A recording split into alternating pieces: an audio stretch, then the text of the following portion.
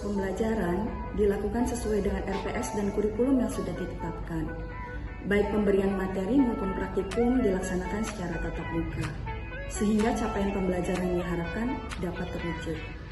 Namun apa yang terjadi jika kondisi di lapangan tidak memungkinkan, seperti pandemi COVID-19 beberapa tahun belakangan? Di saat angka kasus meningkat, pembatasan aktivitas dan kontak langsung tentu harus dipatuhi demi mengurangi penularan. Maka salah satu alternatif yang diambil adalah melakukan pembelajaran virtual sinkronus atau tatap muka.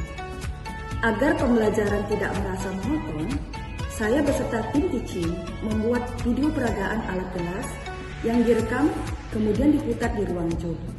Namun sebelumnya, materi disematkan di Google Classroom, mahasiswa diminta untuk membaca terlebih dahulu, kemudian pelaksanaan diskusi dan tanya jawab dilakukan setelah pemutaran video di ruang Zoom. Perkenalkan, saya Sri Widianingsi SSC MFI. Saya dosen jurusan Teknologi Laboratorium Medis Poltekkes Kemenkes Medan. Saya dipercaya untuk menempuh mata kuliah instrumentasi 1 dengan bobot 2 SKS, 1 SKS teori dan 1 SKS praktek. Mata kuliah ini membahas tentang alat instrumentasi sebagai alat pengukur, penganalisa, pengendali dalam pemeriksaan kimia makanan minuman, kimia klinik, mikrobiologi, dan toksikologi serta bahan yang berbahaya.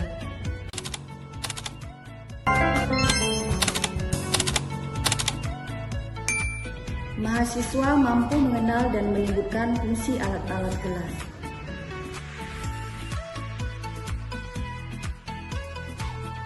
Mahasiswa diberikan tugas menggambarkan dan menyebutkan fungsi dari alat-alat kelas.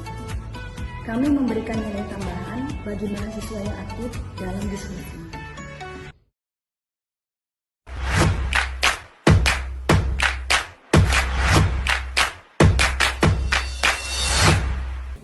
Terbuat dari kaca, kelebihannya adalah transparan. Dapat kita lihat reaksi-reaksinya, warnanya di dalam proses kimia. Jadi saya perkenalkan dulu alat yang pertama adalah alat gelas kimia atau beker gelas.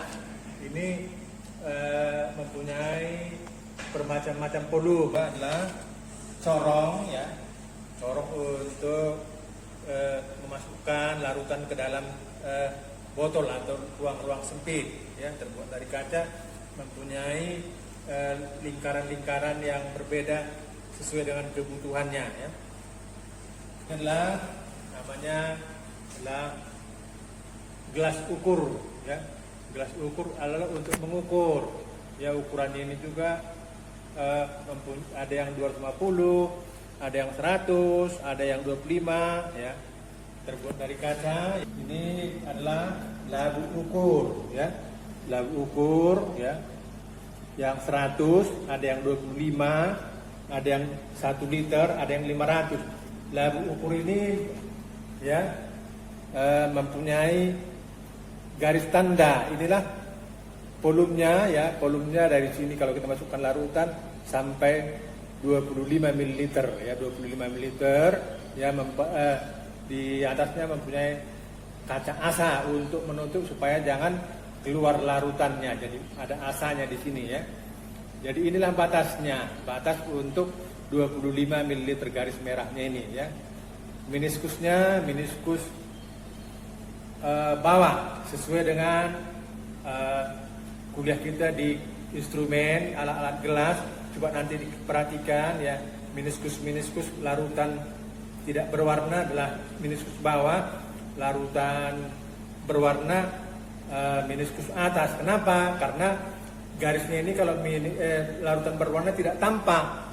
Jadi tetapi kalau dia larutan bening nampak dia. Jadi itu maka larutan-larutan berwarna diambillah posisi meniskusnya adalah meniskus atas, ya. Sudah ada labu Erlenmeyer, ya, labu Erlenmeyer, ya, ada yang 250, ada yang 100, ada 50, ya. Ini kegunaannya ini adalah untuk larutan-larutan yang akan dititrasi karena mulutnya ini kecil supaya jangan tumpah muncrat. Inilah lampu lampu spiritus. Ya, lampu spiritus. Ya, ini ya. Kenapa kita pakai lampu spiritus ini?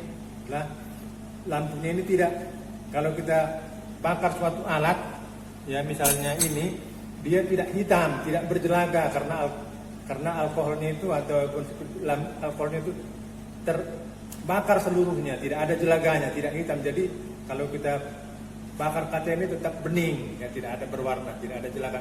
Jadi reaksinya dapat kita lihat. Rak tabung, ya ada yang terbuat dari stainless steel, ada terbuat dari kayu, ya. Yang ini adalah stainless steel, ya. Ini rak tabungnya, ini tabung reaksinya kita masukkan, nah untuk menahan rak tabung reaksinya ini supaya jangan jatuh, ya. Jadi kapasitas ukurannya ini ada yang panjang, ada yang pendek, ya ini yang ukuran 12 lubang, ya, 12 lubang din, ya. Jadi ini tabung reaksi, ya. Tabung reaksi ini ada yang kecil, ada diameter kecil, ada diameter besar, ya tergantung keperluannya, ya. Tabung reaksi ini untuk mereaksikan bahan-bahan kimia, dia melihat reaksinya, apakah endapannya, warnanya, perubahan fisik atau perubahan kimianya, ya. Kita pipet polu atau pipet gondok. Ini gondoknya, ya, pipet gondok, ya. Ini batasnya, ini 25, berarti ini batas. Sesuai dengan saya katakan tadi, semua larutan-larutan, ya, meniskus yang bening, meniskus bawah, berarti ini batasnya. Inilah sampai sini volumenya 25, dari sini sampai di sini 25. Kalau baru inilah tungku kaki 3, ya, untuk mendidihkan, menguapkan larutan, ya, yang dipakai tungku. Biasanya kita letakkan adalah pasangannya ini adalah lampu spiritus, ya, lampu ini spiritus di sini kita letakkan, ya, sehingga nanti pembakarannya itu tidak menghasilkan jelaga, ya. Misalnya kita memanaskan suatu larutan, ya, memanaskan suatu larutan supaya panasnya itu yang dari sini itu merata. Kalau tidak merata, bagaimana rupanya? Kalau dia tidak merata, maka elemennya ini akan pecah. Di sini, sebelah sini nanti dingin, sebelah sini panas, maka dia akan pecah. Alat gelas ini mempunyai spesifikasi masing-masing, ya. Satu yang spesifikasi kuantitatif, ya, adalah pipet volume, ya. Di sini labu ukur, ya. Satu lagi buret, ya, buret. Baru lagi nanti neraca analitik. Spesifikasinya kelasnya kelas kuantitatif, maksudnya itu kalau kuantitatif masuk dalam perhitungan, ya, tidak ada tawar menawar, harus tepat, akurat. Karena ini masuk dalam perhitungan. Misalnya kalau kita dalam obat-obatan lewat sedikit menjadi racun, pas dia baru jadi obat. Jadi nggak boleh lewat, nggak boleh kurang, ya.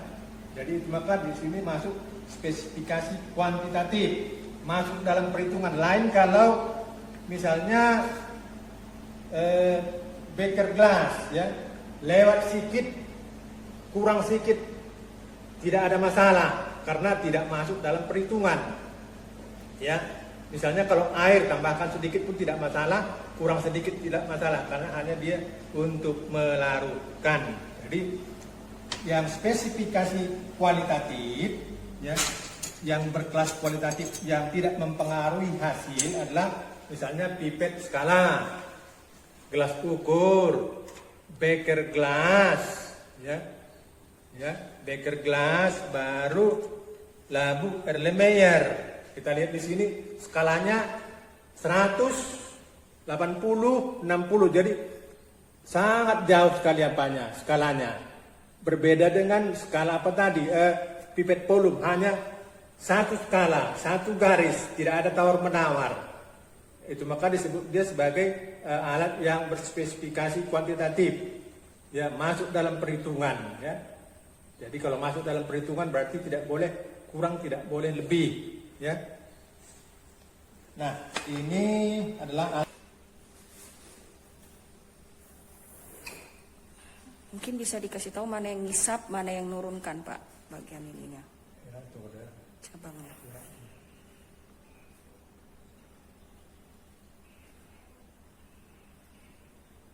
Nah, ini adalah untuk mengisap larutan. Mengisap larutan itu harus sampai lewat garis tanda merah itu. Sesudah lewat nanti dia, maka kita letakkan beker gelasnya. Kita letakkan. Ya, kita letakkan. Ya, maka kita lap.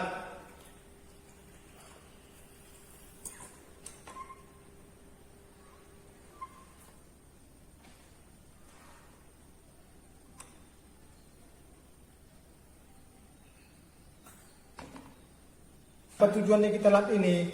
Adalah untuk mengurangi volum, karena lengket dia berarti bertambah volumenya. Maka kita paskan, ya. Kita paskan, kita turunkan sampai garis apa? Garis merah, garis tanda.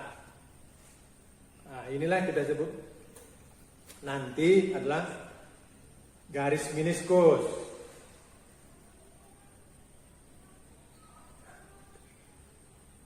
Ini sudah lewat standarnya ya, meniskusnya ya, meniskus bawah. Sudah? Nah, meniskus bawah. Berarti kita pindahkan ke dalam suatu larutan alat ya, Erlenmeyer. Siap, satu sesi. Nah, tadi sudah diperhatikan, adakah yang ingin ditanyakan atau yang masih menjadi pertanyaan buat kalian? Kira-kira mana sih yang masih bingung dari yang diperagakan oleh Pak Sinurat? Kalau nggak salah beliau ada di sini, tapi ini mungkin giliran saya untuk menerangkan karena kita sudah namanya tim teaching ya. Jadi beliau memperagakan, saya yang merekam sambil bisa saling membantu. Nah, sekarang mungkin giliran saya untuk bisa menerangkan. Tadi kalau tidak salah saya lihat beliau sudah masuk, Pak Mongoli Surat. Nah, silakan. Ada yang mau ingin ditanyakan? Oh ya, beliau sudah masuk di sini. Ada yang ingin ditanyakan dari peragaan Pak Sinurat tadi? Saya, Bu. Iya, silakan. Izin bertanya, Bu. Siapa yang mau izin. bertanya? Resti, Bu. Dari Resti. kelas 1 deh. Resti. Silakan Resti. Apa yang Anda ingin tanyakan? Saya belum terlalu paham mengenai pembacaan meniskus itu, Bu. Mengenai pembacaan meniskus. Oke. Pembacaan meniskus. Jadi mau kita ulangi videonya atau mau saya yang nerangin? Ibu aja yang nerangin, Bu. Oke. Nah, meniskus ya. Apa aja nih tadi pipet volum. Yang punya meniskus tadi kan pipet gondok ya, pipet volum. Atau kalau labu takar. Nah, labu takar itu kita gunakan untuk pengenceran. Nah, masing-masing itu dia punya teraan atau batas tera. Jadi kalau dia seandainya ini adalah batas teranya. Misalnya 10 ml. Nah, ini saya tandai biru. Kelihatan? Tidak, Bu. Yang biru ini? Nah, ini? Kelihatan, Bu. Kelihatan? Kelihatan, Bu. Kelihatan. Oke. Terlihat, Bu. Terlihat.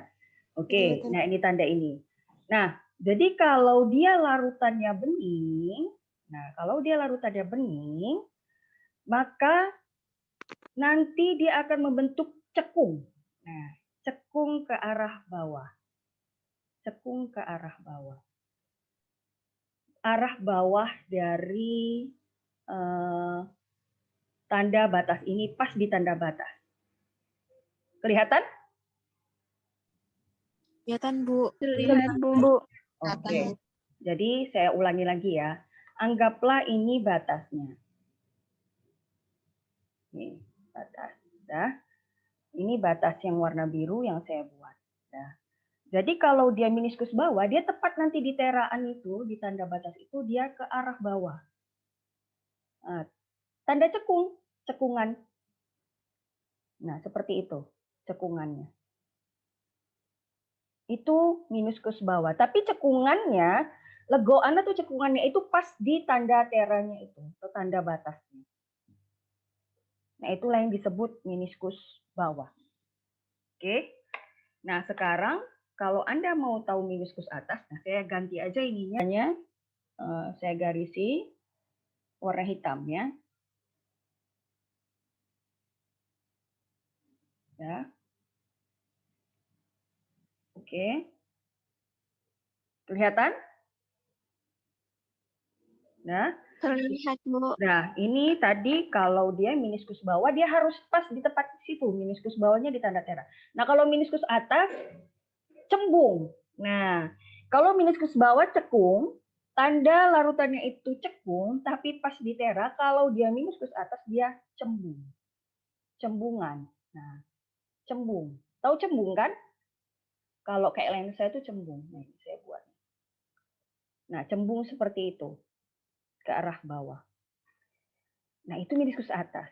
Meniskus atas biasanya larutan-larutan yang berwarna. Oke? Meniskus atas biasanya larutan-larutan yang berwarna. Jadi yang dia pekat. Jadi ada larutan berwarna tapi bening, dia tetap meniskus bawah. Tapi kalau dia larutan berwarna yang pekat, yang dia nggak bening, dia akan biasanya meniskus atas. Nah, yang membedakan antara meniskus bawah dengan meniskus atas adalah kepekatan dari larutannya dan warnanya. Oke, ada lagi yang mau ditanya? Maria Nebaho, Bu, dari kelas C. Maria Nebaho dari kelas C. Remove spotlight. Would you like to ask? Apa yang pengen kamu tanyakan? Itu tadi kan, Bu, ada alat bola pengisap. Nah, di bola Rubber bug. pengisap itu, Bu, ada 2 lubang, Bu, yang di atas dan yang di bawah. Fungsi dari lubangnya itu apa, Bu? Terima kasih, Bu. Dari rubber bug tadi itu ada yang fungsinya untuk menarik ke atas dan ada yang menurunkan larutan. Ada 2 saluran kayak saluran ini ya, tapi biasanya yang digunakan adalah yang di bawah. Nah, ini untuk menarik yang di tengah ini, yang ini untuk menurunkan. Nah, di sini dia ada 2 nih. Yang satu untuk menarik, yang ini untuk menurunkan. Jadi dia kayak dua pencetan gitu. Satu untuk menarik larutannya supaya ke atas, tapi sudah seketarik, yang satu lagi untuk menurunkan. Jadi satu untuk mengisap, satu untuk kayak kita pipet tetes, kita hisap. Nah, ada lagi yang kita turunkan, kalau kita turunkan kan kita lepaskan pipetnya kan. Nah, kita lepaskan. Nah, yang ini dia untuk menurunkan. Nah, kita nggak bisa ini yang saya tunjuk pointer. Nah, itu ada tempat pegangan, itu untuk narik. Nah, itu untuk yang satu lagi untuk menurunkan larutan. Ketika sudah ketarik kan, ketahan sampai di batas skala yang ini kan ada skala tadi kan. Nah, ini yang tepat teranya pas di tanda garis. Nanti bisa untuk kita pindahkan lagi ke tempat yang ininya. Nah, untuk menurunkan. Nah, itu dia.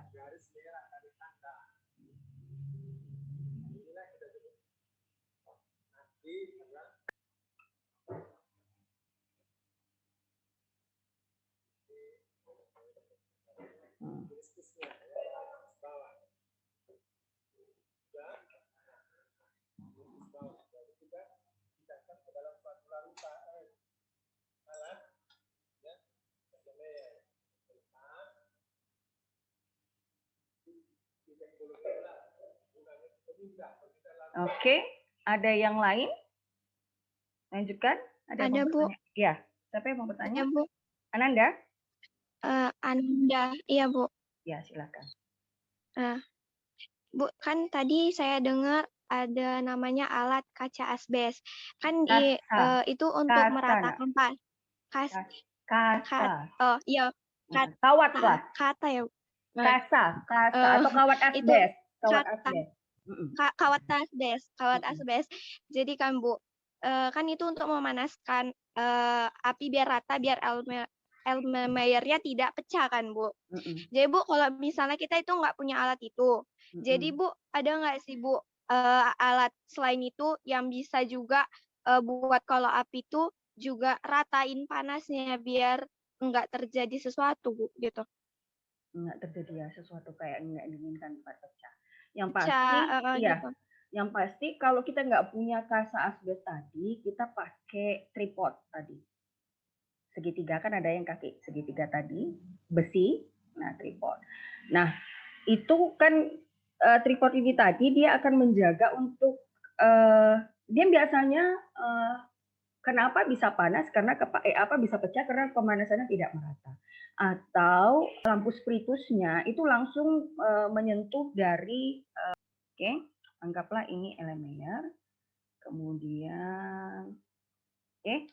Nah, jadi biasanya lampu spiritus yang memanasinya, nah ini langsung. Nah kalau langsung kan biasanya ini membuat pemanasan nggak rata. Nah, tapi kalau Anda nggak punya kaca asbes, setidaknya at least Anda punya tripod. Sehingga tripod ini menyangga untuk tidak membuat si elemen tadi atau alat gelas tadi tidak langsung bersentuhan dengan lampu bunsennya atau lampu spiritus. Jadi kalau dia ada ada tripodnya kan dia bunsen otomatis kan jadi di bawah. Ini jadi tripod. Jadi ini tidak langsung api dari bunsen tidak langsung mengenai elemen atau alat gelas lainnya yang sedang dipanaskan. Oke, ada lagi yang lain? Ada, Bu. Ya. Dari siapa? Nadia, Bu. Nadia. Kameranya Nadia. Bu. Kameranya nggak bisa dibuka? Enggak, Bu. Maaf ya, Bu. Oke, silahkan, nggak apa-apa. Ini kan Bu, kemarin saya cari referensi di Google tentang alat yang berspesifikasi kuantitatif sama kualitatif.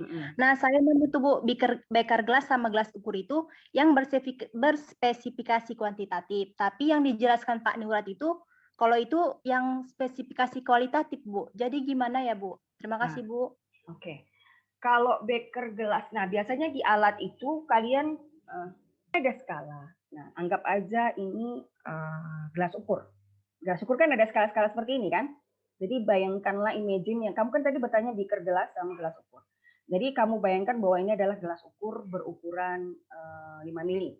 Oke, dan setiap ininya skalanya ada. Dan biasanya di gelas ukur di atasnya itu kan ada kayak muncung yang agak runcing tadi itu, yang tempat lewat atau tempat keluar dari larutan atau cairan. Di ujungnya itu biasanya ada tulisan dia plus minus 0,02 ml. Artinya persentase kesalahannya atau presisinya itu bisa kalau digunakan atau dipindahkan ke gelas ukur lainnya itu 0,02 ml bedanya. Mungkin gelas ukur yang lain nggak sampai 10, bisa jadi cuma 9,08 atau 9,8. Kalau 0,8 kurang nampak sih ya, 9,8 kurang 2 garis. Nah, gitu. Nah, seperti itu. Itu adalah presisi dari alat tadi. Presisi dari alatnya. Nah, kenapa dia disebut sebagai kualitatif, nggak kuanti? Karena kalau gelas ukur tadi ini tadi masih ada persen ralat dari penggunaan alat tadi. Jadi kalau Anda matanya nih kayak saya ini kan punya kelemahan di mata saya plus minus. Kan? Jadi ketika saya lihat menurut saya itu udah 10 mili. Ya kan?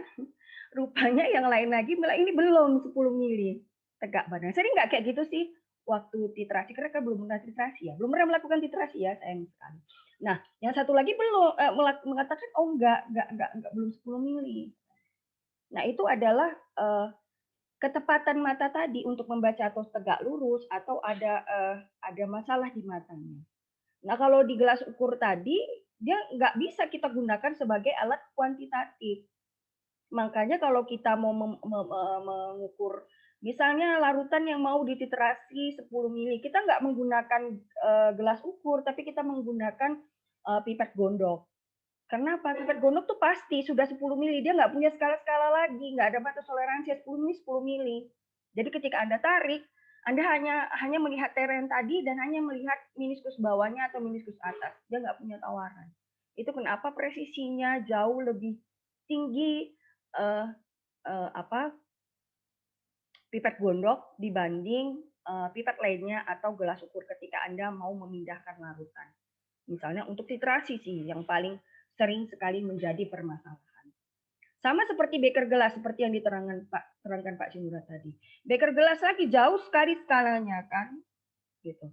Dia nggak banyak, dia nggak punya banyak tanda-tanda di dalam ya, paling dibilang kalau ini dibilangnya 250 mili. Udah langsung dibuatnya di situ 250 mili, terus dibuatnya tanda garis 200, di sininya tanda garisnya 250 mili langsung dibuat. Nah, di tanda garis itu langsung dibuat 250 mili.